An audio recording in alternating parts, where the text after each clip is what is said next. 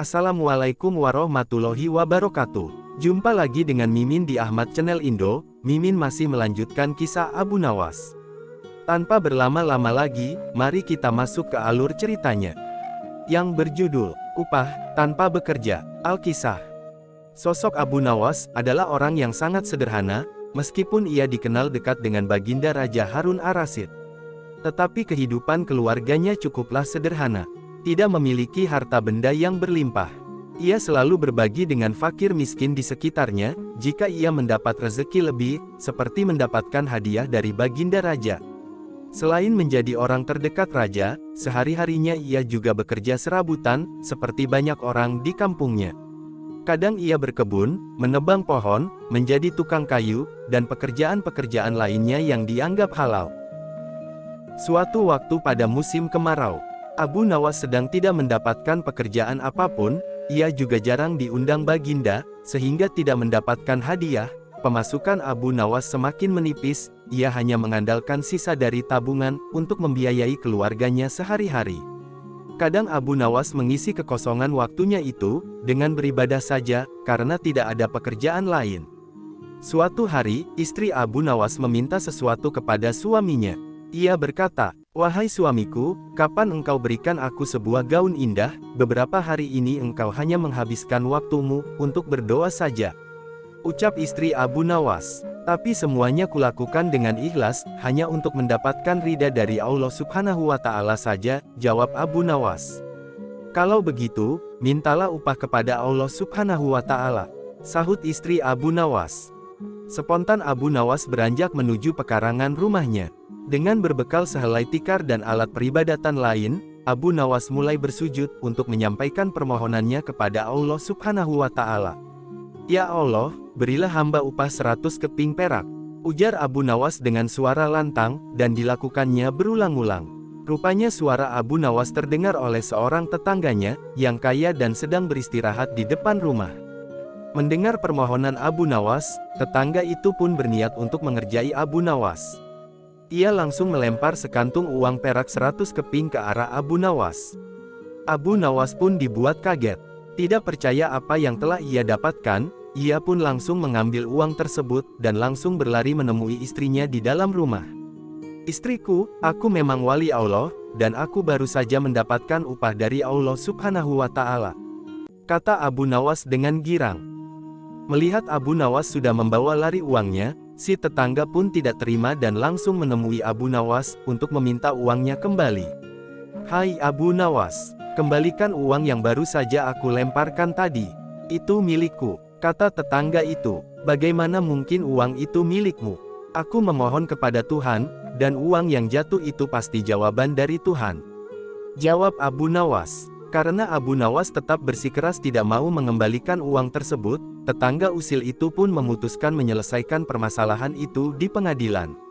Sehari setelah itu, Abu Nawas pun dipanggil ke pengadilan. Hakim mulai bertanya, "Hai Abu Nawas, engkau berhadir di sini karena suatu perkara, engkau telah disangka mengambil kepunyaan tuan ini," kata hakim sambil menunjuk ke arah tetangga Abu Nawas. "Apa pembelaanmu wahai Abu Nawas?" tambah hakim. "Tetangga saya ini gila, Tuan Hakim. Ia pikir semua yang ada di dunia ini adalah miliknya. Coba tanyakan saja, misalnya jubah saya, keledai saya, tentu semua diakui sebagai miliknya," jawab Abu Nawas. "Tapi itu memang milikku," teriak tetangganya yang kaget akan pertanyaan Abu Nawas tersebut. Abu Nawas kemudian menceritakan seluruh kronologi kejadiannya.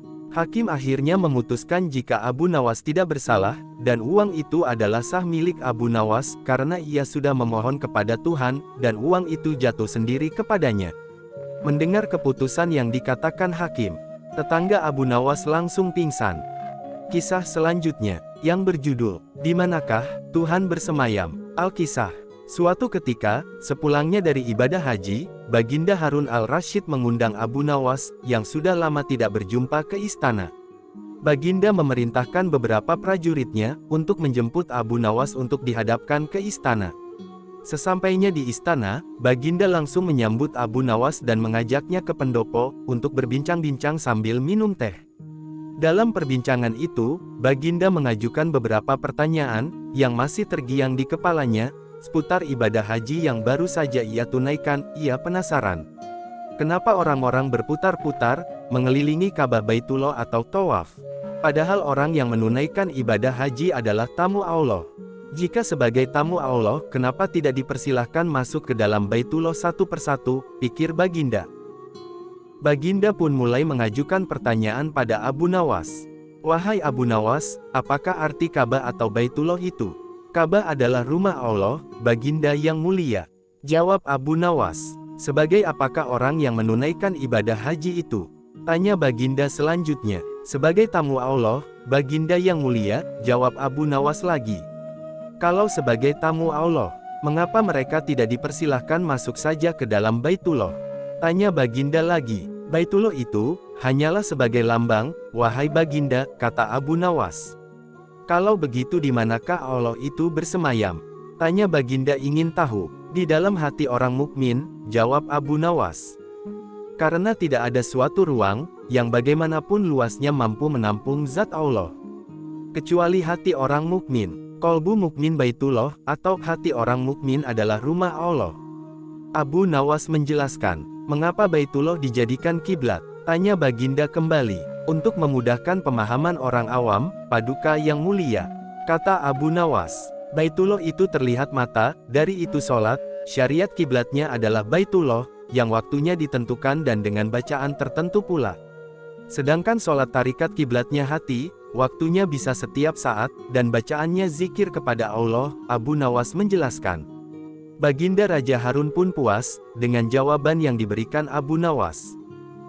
Abu Nawas pun dipersilahkan pulang, sambil membawa oleh-oleh dari Mekah, dan ditambah 1000 koin uang emas. Sesampainya di rumah, Abu Nawas memberikan hadiah dan uang kepada keluarganya. Istri Abu Nawas senang, sambil mengucapkan rasa syukur kepada Allah Subhanahu wa Ta'ala. Kisah selanjutnya, yang berjudul Menduduki Singgasana Sang Raja. Al-Kisah. Sejak diangkat menjadi penasehat di istana, Abu Nawas jadi sering rindu akan kehidupan lamanya sebagai rakyat biasa.